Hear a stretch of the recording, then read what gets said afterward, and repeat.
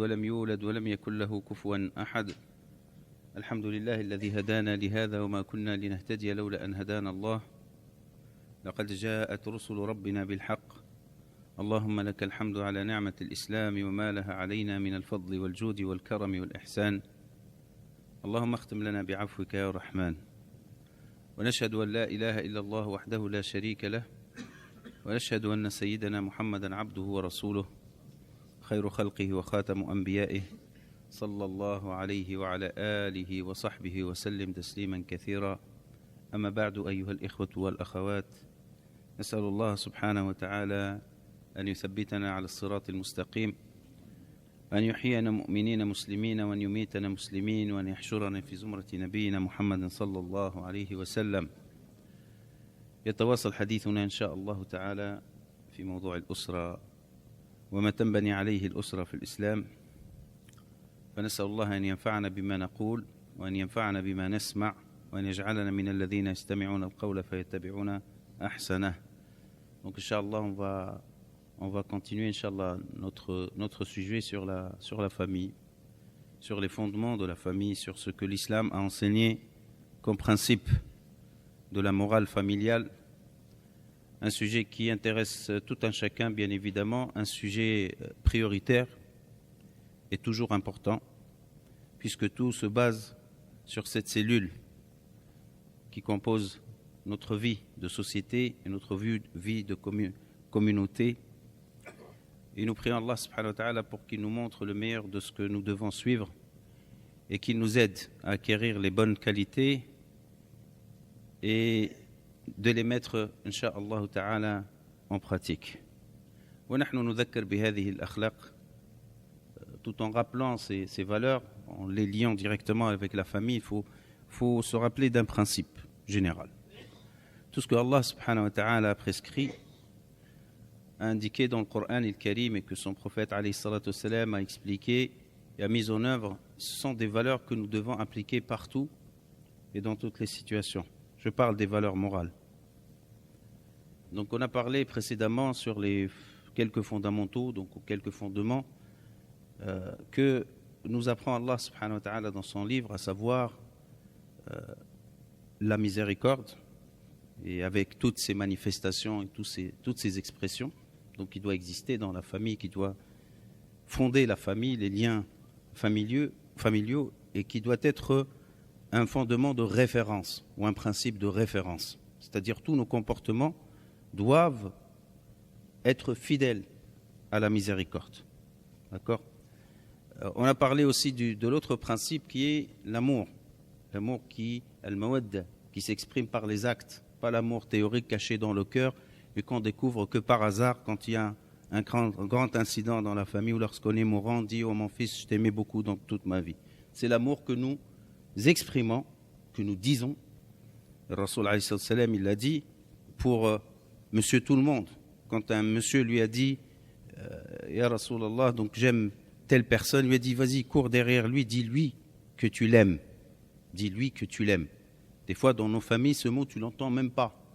Je t'aime, papa, je t'aime, maman, je t'aime, mon fils, je t'aime, mon frère. Il y a même des gens qui m'ont dit, j'ai honte de le dire. Honte de quoi ? Tu pourrais le dire peut-être à l'extérieur 36 000 fois, à tort et à travers et à n'importe qui, mais à la maison, tu ne le dis pas. Ou que tu l'aimes pas, donc il y a un problème. Ou que tu ne sais pas dire que je t'aime, et c'est encore aussi un problème. Au contraire. Donc c'est l'amour qui dit, qui est exprimé à travers aussi les actes. Donc j'ai dit, Rasulullah sallallahu alayhi wa sallam, il a dit à un homme, cours, va lui dire que tu l'aimes. Parce que rien que dire que je t'aime apaise les cœurs, rapproche les cœurs, tue les influences de shaitan. Parce que shaitan, même un petit gamin, un petit garçon comme ça, quand son père il se fâche contre lui, il va lui dire, il t'aime pas ton père. Hein? Et des fois, innocemment, il dit, moi je t'aime pas. Il sait pas ce que ça pèse, mais quand on l'introduit dans le jargon de la famille de manière bien forte et bien sincère, et avec l'aide d'Allah subhanahu wa ta'ala, ça va éliminer beaucoup de doutes, d'incompréhension, et ça va construire un fond inépuisable, surtout pendant les crises. Surtout pendant les crises, il n'y a pas que des beaux jours dans la famille. D'accord ? Donc quand c'est la tension, il ne va pas dire mon père il me déteste, ou mon mari il me déteste, ou ma femme elle me déteste. Non, il va dire j'ai un crédit inépuisable en SEM. Donc du coup on a sur quoi reposer. Dites ça à vous-même, dites ça dans vos familles, c'est très important.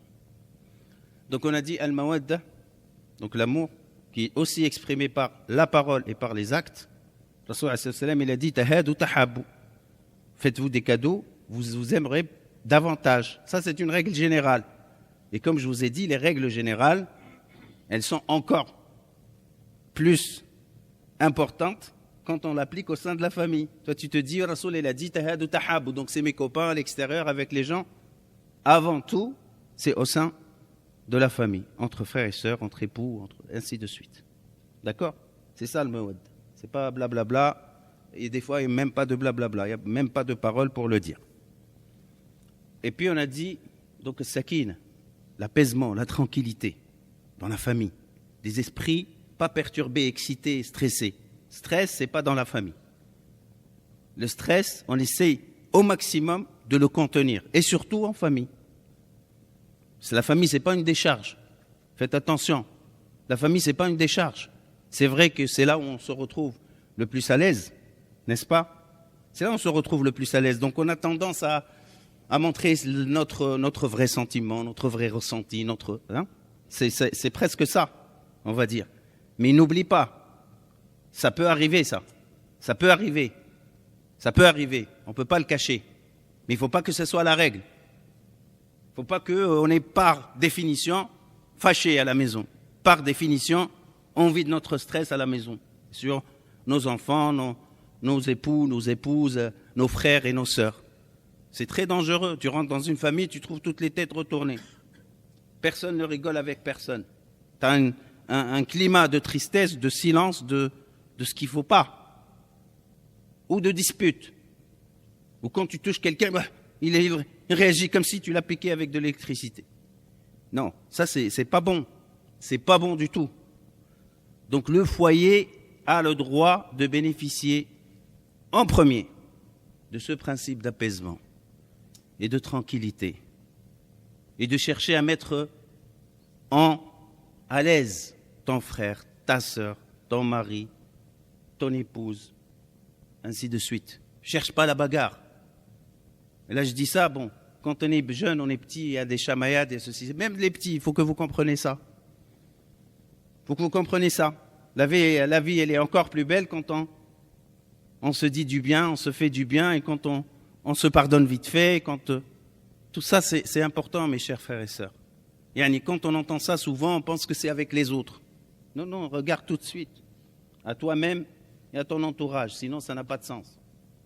Rasoul sallallahu alayhi wa sallam, il a dit khiyarukum khiyarukum li ahlihi. Les meilleurs sont les meilleurs envers leurs proches. Donc ne te trompe pas, si tu es mauvais avec tes proches, c'est que le reste à l'extérieur, c'est du faux. C'est du faux. C'est pas du bon. Donc sakina, ce sont des critères de réussite. Tu te dis, est-ce que je suis dans un vrai bon foyer? Qu'est-ce qu'il en est de ça? S'il n'y a pas de rahma, s'il n'y a pas de mawadda, miséricorde, pas de miséricorde, pas d'amour, pas d'apaisement, ça sert à quoi alors cette histoire de famille? Ça sert à rien. Comme a dit Allah subhanahu wa ta'ala, فَأَمْسَاكُمْ بِمَعْرُوفٍ أَوْ تَسْرِيحٌ بِإِحْسَانٍ. D'accord? Où tu gardes une situation bonne, conforme, paisible, source de bonheur. Ou bien ça sert à rien. Ou bien ça sert à rien. On a dit l'autre principe, c'est rifq, la douceur. Et vous voyez, ce sont des éléments qui se rejoignent en fait. C'est comme une toile vertueuse, d'accord? Comme une couverture, comme une base aussi, vertueuse qui s'y soutient. Donc on a dit rifq, la douceur. Et on a dit ce fameux hadith que vous devez retenir, ou même afficher à l'entrée et à la sortie de chez vous. Que dit Nabi alayhi salam? Ma kana rifqu ma hurima ahlu baytin ar-rifqa illa hurimu al-khayra kullahu. ولو نقل بالحديث ما أعطي أهل بيت الرفقة إلا أعطوا الخير كله. Donc si une famille perd le sens de la douceur, elle a perdu tout le bien. toute source de bien. Oublie, il y a de la violence verbale, morale, physique. Il n'y a pas de bonheur dans cette famille. Il n'y a pas de bien dans cette famille. Oublie. Et si dans ton comportement ça ne va pas, tu sens que tu n'es pas vraiment normal, que tu es violent, guéris-toi, fais-toi soigner. Reviens à toi-même, corrige-toi. Mais ça ne peut pas continuer comme ça. D'accord? Ce n'est pas un foyer, ça devient la jungle en miniature. Rifq, la douceur. Et sachez que dans ces principes que nous sommes en train de citer, c'est un remède. Plus tu en donnes, plus ça va mieux. Plus tu en consommes, plus ça va mieux, Inch'Allah ta'ala. Plus de rahma, plus de sakina, plus de douceur, plus ça ira mieux, Inch'Allah ta'ala. Et c'est un remède pour tous les problèmes. Et ça prévient aussi les problèmes. 5e principe, at-ta'awun ala al-birri wa taqwa. L'entraide, la cohésion et la solidarité dans l'œuvre, les œuvres de bien de ce monde ici-bas comme ceux de l'au-delà. On a dit ça durant la dernière khutbah. D'accord? L'entraide dans la maison. La maison, il n'y a pas un qui porte le fardeau de tout le monde. Les responsabilités sont échelonnées. Le père, la mère, les enfants. Chacun, il a sa place et chacun, il a une responsabilité. Et chacun fait de son mieux pour aider l'autre, pour décharger l'autre, de finir ses obligations correctement et de prendre même une part des obligations de l'autre pour l'aider à se décharger. Le mettre à l'aise. Et on a dit wa ta'awanu 'alal birri wat taqwa, qui est un verset de Sourate Al-Ma'idah et qui est un esprit de la relation humaine en islam. Encore une fois, il s'applique en premier en famille. C'est pour ça que le Nabi alayhi salatu wassalam, il a montré l'exemple. Rasoul sallallahu alayhi wa sallam, l'homme le meilleur, l'homme le plus occupé, l'homme qui n'a pas de temps, qui n'avait pas de temps, sallallahu alayhi wa sallam, il trouvait le temps pour se rendre utile à la maison, pour faire les petites tâches à la maison, pour être autonome à la maison. Il y a des gens qui aiment bien être royaux dans leur comportement. Et même les rois, les vrais rois, c'est eux qui sont en service de leur peuple, ce n'est pas le contraire. Donc,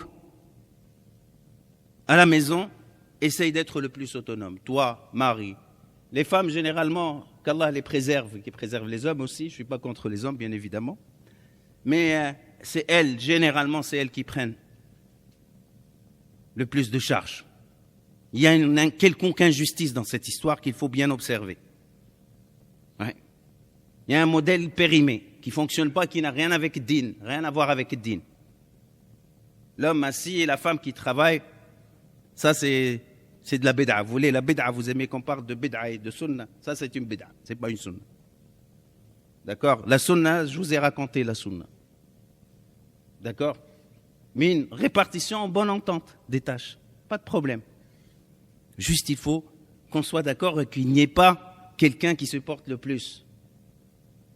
Donc ça c'est en ce qui concerne l'organisation des tâches au sein de la famille. On a dit at-ta'awun 'alal birri wat taqwa fi ta'ati Allah subhanahu wa ta'ala. Aussi en matière d'adoration d'Allah subhanahu wa ta'ala. Donc la famille aussi elle est solidaire, elle s'entraide, elle se rappelle. Aqimu salat al-jama'a fi buyutikum. Faites salat al-jama'a dans vos demeures. Si tu viens pas à la mosquée, tu fais le jama'a à la maison.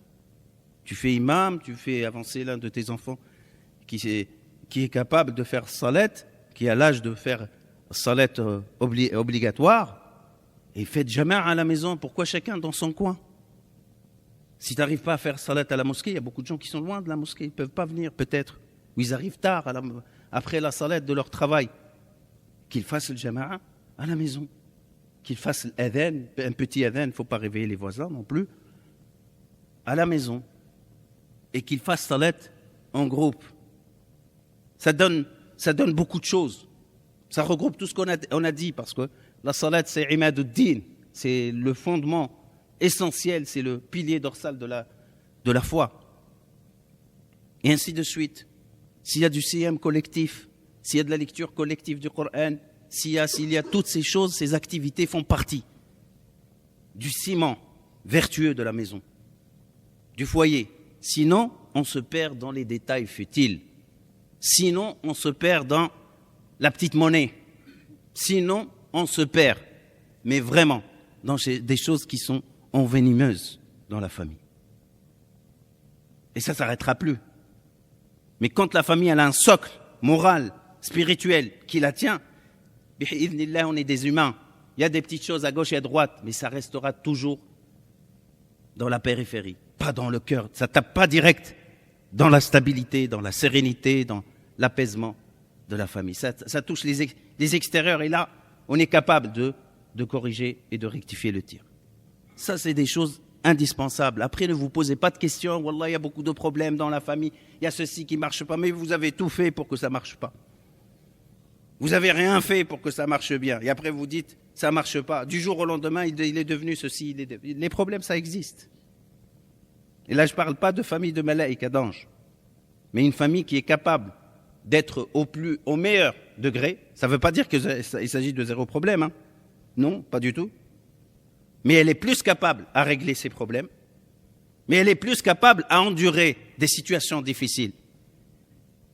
Et face aux épreuves, une famille comme ça, un individu dans une famille comme ça, il sera plus capable, bi'idhnillahi ta'ala, avec l'aide d'Allah subhanahu wa ta'ala, à tenir.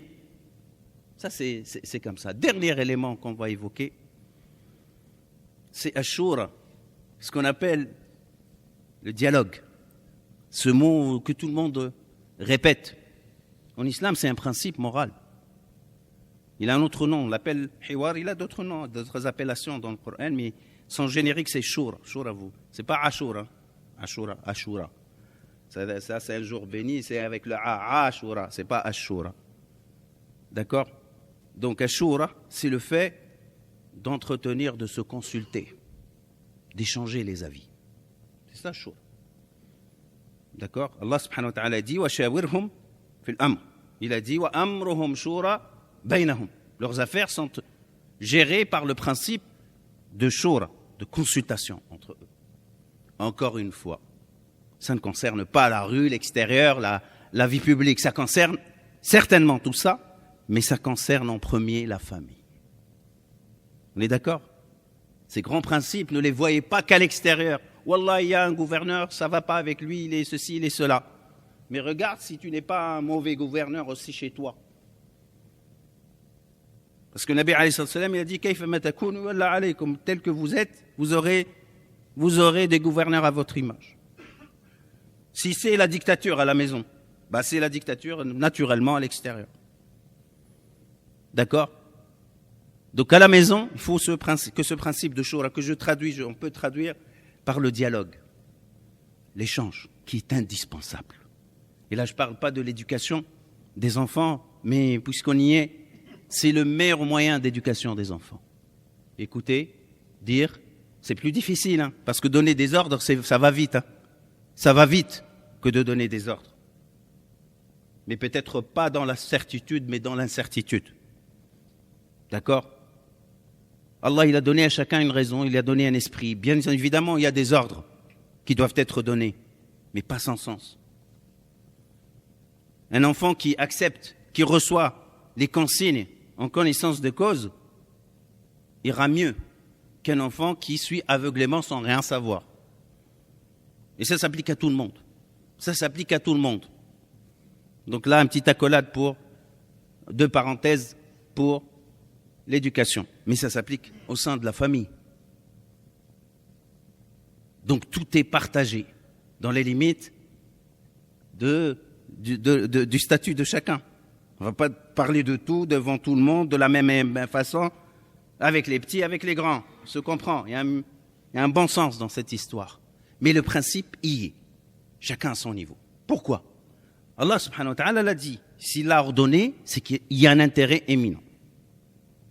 Maintenant, on le comprend. Tout homme qui est muni de bon sens, il le comprend. D'accord? Et Rasulullah sallallahu alayhi wa sallam a été, lui, il est ma'soum. Vous savez, c'est quoi ma'soum? Infaillible. Il ne se trompe jamais, Rasulullah sallallahu alayhi wa sallam. Il ne se trompait jamais. Et pourtant, Allah lui a dit, sur certains sujets qui ne relèvent pas de haram et de halal, les fondamentaux, tu demandes l'avis de tes compagnons. Et c'est ce qu'il a fait, ce n'est pas le cadre là aujourd'hui pour détailler ce principe. Mais il lui a dit وَشَاوِرْهُمْ فِي الْأَمْرِ وَإِذَا عَزَمْتَ فَتَوَكَّلْ عَلَى اللَّهِ. Dans des circonstances où Rasulullah sallallahu alayhi wa sallam a été légèrement contrarié par ses compagnons. Et que le résultat était de son côté, c'est-à-dire que c'est lors de la bataille de Uhud, son avis en vérité était vrai, mais il a suivi le bon, mais il a suivi l'avis des compagnons. Quand vous êtes dans cette situation, vous vous direz immédiatement, j'aurais pas dû les suivre. Allah, il lui dit quoi? Il lui dit quoi? Fa'fu anhu wastaghfir lahum fasfah anhu wastaghfir lahum wa shawirhum fil amr. Donc tu les as consultés, ne le regrette pas. Ne le regrette pas. Au contraire, demande à Allah pardon en leur faveur puisqu'ils ne t'ont pas écouté. Parce qu'ils se sont comportés de manière qui a entraîné des dégâts. Ok? وَشَاوِرْهُمْ فِي الْأَمْرِ. Mais continue quand même à appliquer ce principe de consultation et de dialogue. Et ça s'applique aussi à la maison. Ça s'applique entre les époux. Ça s'applique entre parents et enfants, dans les deux sens. Dans les deux sens. Et ça suscite confiance. Ça demande la confiance entre les deux. Et l'amour et la miséricorde. La liste ne s'arrête pas. Vous voyez là, cette toile vertueuse qu'on était en train de décrire, ça se maintient. Dis pas ça sera ça ou ça. Non, le tout en fait. Ça demande une proximité, une confiance, une sorte de confidence. Il n'y a pas mieux pour toi, je le dis, il faut faire très attention. Le meilleur confident à chercher, il faut chercher peut-être au sein de la famille. C'est l'époux, l'épouse, le frère, la sœur, le père, la mère. C'est comme ça. Nous, dans nos familles aujourd'hui, il y a le sens du secret et de la sphère privée qui est extrêmement abusé. Tu as des jeunes qui racontent rien de leur vie à leurs parents. Rien du tout. Rien ne filtre. Ou bien ils sont en train de faire de mauvaises choses, donc ils veulent se garder le secret. Ou c'est une mauvaise habitude qui porte sur tout et n'importe quoi. Alors que le meilleur conseil ne pourrait venir que de quelqu'un qui t'aime, qui cherche ton intérêt, dont ton intérêt est plus tenu en compte que son propre intérêt. Ça s'applique à qui, ça? Ça s'applique aux parents. Hein? Et tu trouves quand même des jeunes qui cachent, qui ne veulent pas, pour plusieurs raisons, mais dont une partie qui n'est pas légitime. Ou un mari et une épouse, un homme et une femme, chacun dans son coin, deux mondes parallèles, des corps très proches, mais des esprits totalement très loin. Parce que dès le départ, chacun était sur ses gardes. Il y a un pouvoir qu'il faut tenir, il ne faut pas être piétiné. Ben reste comme ça toute ta vie, tu vas voir. Tu mèneras une vie d'enfer dans un couple qui est censé être une source de sakina, de mawadda et de rahma. Ah là, c'est un point très important qu'il ne faut pas négliger. Il faut tout faire pour que ce lien, sinon ça ne sert à rien. Si c'est vraiment aussi compliqué que ça veut dire qu'il y a un problème. La confidence, ça devrait exister entre les membres de la famille, à qui tu peux dire et dont le secret sera préservé, à qui tu pourras dire et tu pourras avoir en retour un vrai conseil. Ne cherche pas d'intérêt. Un conseil qui émane du même principe parce que vous avez grandi ensemble, tes parents t'ont fait grandir et ton épouse et ton époux, vous êtes choisis l'un et l'autre sur certains principes partagés entre vous deux. Bref, le dialogue est nécessaire. Il part de cette envie de s'ouvrir déjà. Il faut s'ouvrir.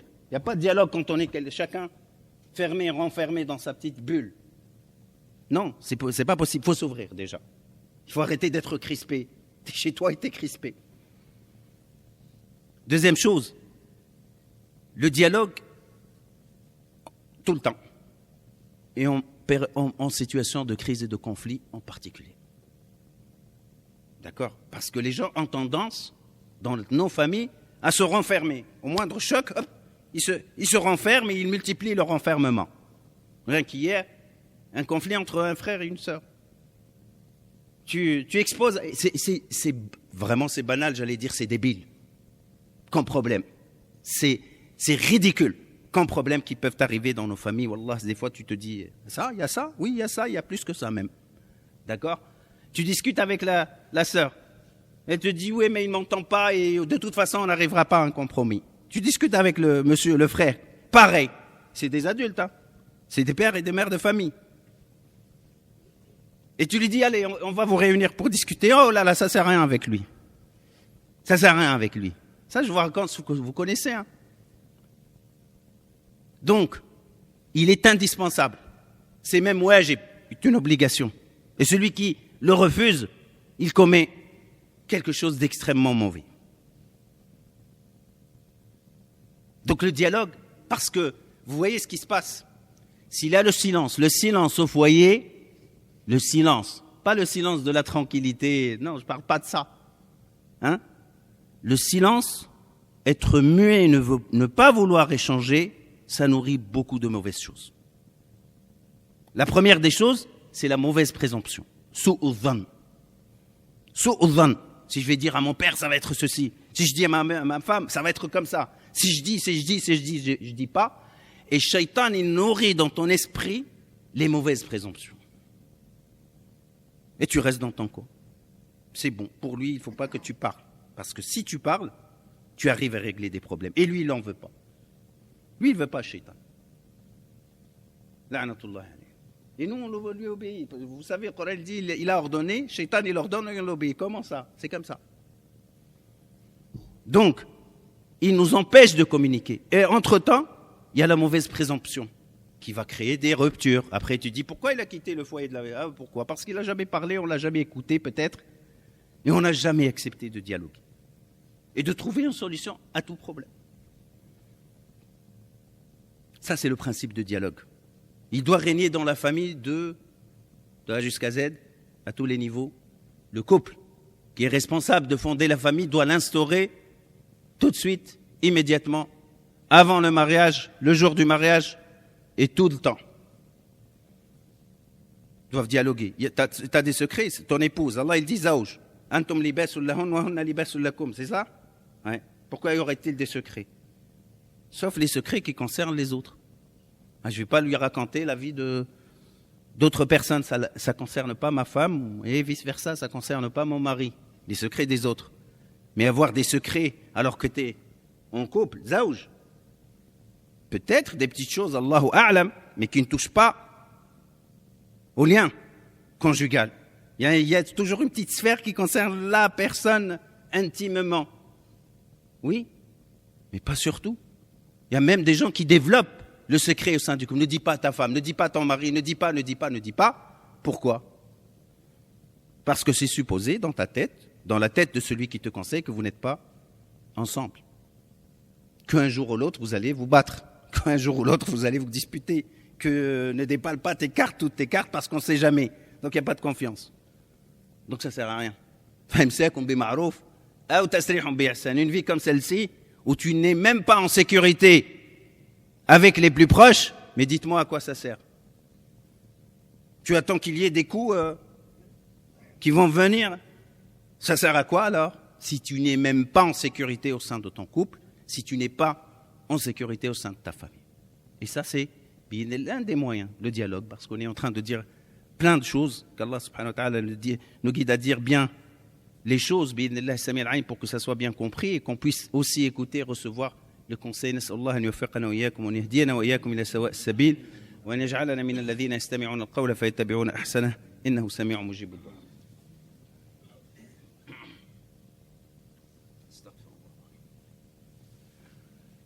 الحمد لله وكفى والصلاة والسلام على سيدنا الحبيب المصطفى وعلى آله وصحبه وسلم تسليما كثيرا ونشهد أن لا إله إلا الله ونشهد أن محمد رسول الله. جاء في الأثر حديث النبي صلى الله عليه وسلم لا خاب من استشار ولا ندم من استخار.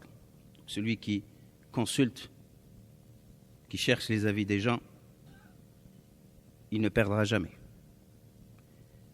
et il ne le regrettera jamais. La consultation est toujours, il y a toujours un bien dans la consultation. Chacun selon son niveau. On ne consulte pas tout le monde sur toute chose. Ça, on l'a compris, hein, ce n'est pas le sujet. Mais ce principe, il faut l'appliquer et l'appliquer en premier dans la famille. entre époux, entre enfants et parents, entre frères et sœurs. Je parle du noyau le plus restreint. Et il faut faire un effort parce qu'on a perdu les bonnes habitudes. On a perdu les bonnes habitudes. Et beaucoup de gens trouveront beaucoup de difficultés. Wallah, l'imam, il a dit des choses, je pense qu'elles sont bien, mais franchement, moi, je ne pourrais pas les mettre en œuvre. Là, c'est là où les choses s'imposent. Si tu es convaincu, si tu as bien compris, il faut faire un effort parce que la deuxième étape, c'est de faire des efforts, tout simplement. Les bonnes idées, les belles idées, elles peuvent rester accrochées au plafond sans aucune suite. D'accord ? Donc Allah nous guide vers les bonnes résolutions. Et dites-vous, bi'idhnillah, votre vie sera meilleure. Dites-vous, votre vie sera meilleure. Comme dit Allah subhanahu wa ta'ala, wa ulaika humul muflihun. Ceux qui suivent ces principes qui sont, Allah subhanahu wa ta'ala les a dit, celui qui nous connaît le plus, celui qui connaît tout de nous de le plus, hein, bi'idhnillah, il n'aura que du bien. Celui qui obéit à Allah et son prophète, il aura la maturité intellectuelle et il aura, bi'idhnillahi ta'ala, le bon résultat dans la vie de tous les jours. Un point que je voulais évoquer, barakallahu fi, qu'Allah subhanahu wa ta'ala bénisse tous nos frères et sœurs ici présents et ceux qui ne sont pas présents ici. Par rapport à un sujet, c'est les dons à la mosquée. Aujourd'hui, on m'a informé qu'une famille a donné autour de 10 000 euros pour le projet. Jazahumullahu khayran. Qu'Allah fructifie leur bien et qu'il leur accorde davantage du halal et de la bonne subsistance, Inch'Allah, et que ce soit le cas pour celui qui a donné 1 euro 50 centimes. Le même dua s'applique à tout le monde. Il n'y a pas un dua pour les 10 euros et un dua pour les 10 000 euros ou les 1 million d'euros. Le dua est le même, le geste est le même, il a la même force, il a la même symbolique, il a la même valeur auprès d'Allah subhanahu wa ta'ala. Puis s'il y a des différences, c'est lui qui le sait. Donc qu'Allah récompense cette famille, qu'Allah la récompense et récompense tous ceux qui donnent à ce projet, Inch'Allah, qui a une particularité, je le dis rapidement, c'est qu'on a une mosquée, on peut se dire oui, on a une mosquée, donc, mais elle n'est pas la nôtre, donc elle n'appartient pas à la communauté. Depuis 20 ans, alhamdoulilah, on dispose de locaux qui nous ont été mis à notre disposition, pas plus. Donc c'est pas notre. Et le projet, pour ceux qui ne le savent pas, c'est de construire une mosquée pour la communauté des musulmans de Sussi, Inch'Allah ta'ala. Donc notre projet, il a une particularité, c'est que on essaye de préparer le maximum de fonds en attendant le moment, Inch'Allah, où il y aura les validations concernant le terrain, l'endroit où nous y serons, et faites des doigts pour que ça soit le plus proche possible, parce qu'il y a une démarche sage, tranquille, qui avance à un rythme que vous voyez pour ceux qui sont les plus anciens, mais nous espérons, Inch'Allah, que ça va aboutir le plus rapidement possible. On n'est pas pressé, mais on a envie aussi d'avoir ce lieu d'adoration, bi'idhnillahi ta'ala. Donc, le principe étant d'être prêt au maximum le jour, bi'idhnillahi sami'al alim, où tout sera validé et qu'on puisse aller encore plus vite, Inch'Allah, dans la construction de la mosquée. Donc, je vous incite encore, comme cette famille et comme tous ceux qui sont en train de donner, de continuer, jazakumullahu khairan, à donner, bi'idhnillah, et qu'Allah donne longue vie à tout un chacun parmi vous, hein, pour que nous voyons tous, Inch'Allah, ce projet concrétisé. Il y a un effort à faire parce que souvent, les gens, ils te donnent une maquette, ils te disent voilà le terrain, et c'est là où tu commences à donner. D'accord ? Nous, il n'y a pas de terrain. On ne vous a pas dit c'est là qu'on va construire la mosquée. On vous a dit que c'est un projet qui est en cours, bi'idhnillah. On sait bien ce qu'on est en train de faire, la communauté ici le sait, et juste, il faut continuer, endurer, bi'idhnillah samil alim, jusqu'à ce que les choses soient validées et qu'on puisse commencer notre projet. Allah, mes chers frères, qu'Allah subhanahu wa ta'ala maintienne en vous cette flamme de motivation, bi'idhnillah samil alim, et que vous puissiez aussi la diffuser autour de vous parce que c'est important. Donner que de sa poche, il y a la baraka certainement, Inch'Allah, mais essayez aussi d'inviter d'autres personnes à donner. Même s'ils ne sont pas de ceci, même s'ils sont d'autres endroits, c'est un effort à faire, bi'idhnillah samil alim, et sur quoi on compte sur vous, bi'idhnillah samil alim. Donc les dons directs, lors des prières, comme ça, s'inscrire dans les prélèvements automatiques sur des sommes, n'importe lesquelles, que vous pouvez maintenir régulièrement tous les mois, Inch'Allah ta'ala, 5 euros, 10 euros, ce que vous pouvez, Inch'Allah, et aussi essayer aux occasions, quand elles se posent, Inch'Allah ta'ala, de donner encore bi'idhnillah sami al-alim. La transparence, bien évidemment, elle est demandée. Les frères dans le bureau, moi je suis que leur porte-parole ici, mais Rabbi barik fihim, qu'Allah subhanahu wa ta'ala bénisse, il y a une équipe qui s'occupe que de ça dans le bureau et surtout dans l'équipe appelée de l'Waqf, celle qui se charge de ce projet. Ils sont proches, vous pouvez les contacter quand vous voulez, bi'idhnillah sami al-alim, et prendre les informations que vous souhaitez. Jazakumullahu khayran, qu'Allah subhanahu wa ta'ala vous protège et protège vos familles, qu'il puisse, incha'Allah ta'ala, nous aider à mettre en œuvre tout ce que nous étions en train de dire et d'écouter, bi'idhnillah, pour que nos familles soient en bonne santé, incha'Allah, en bonne santé morale, et que ces familles puissent être à la source d'une communauté telle que Rasulullah sallallahu alayhi wa sallam l'aime et telle qu'Allah l'a décrit, khayra ummah, et que bi'idhnillah, nous soyons des membres de bien qui font le bien, incha'Allah, dans cette société. فنسأل الله لنا ولكم الثبات. اللهم اهدنا فيمن هديت وعافنا فيمن عافيت وتولنا فيمن توليت وقنا واصرف عنا شر ما قضيت إنك تقضي بالحق ولا يقضى عليك تباركت ربنا وتعاليت. اللهم اقسم لنا من خشيتك ما تحول به بيننا وبين معصيك ومن اليقين ما تهون به علينا مصائب الدنيا ومن طاعتك ما تبلغنا به جنتك وعافنا اللهم في أسماعنا وأبصارنا وقوتنا ما أحييتنا واجعله اللهم الوارث منا واجعل ثأرنا على من ظلمنا وانصرنا على من عادانا ولا تسلط علينا بذنوبنا من لا يخافك ولا يرحمنا.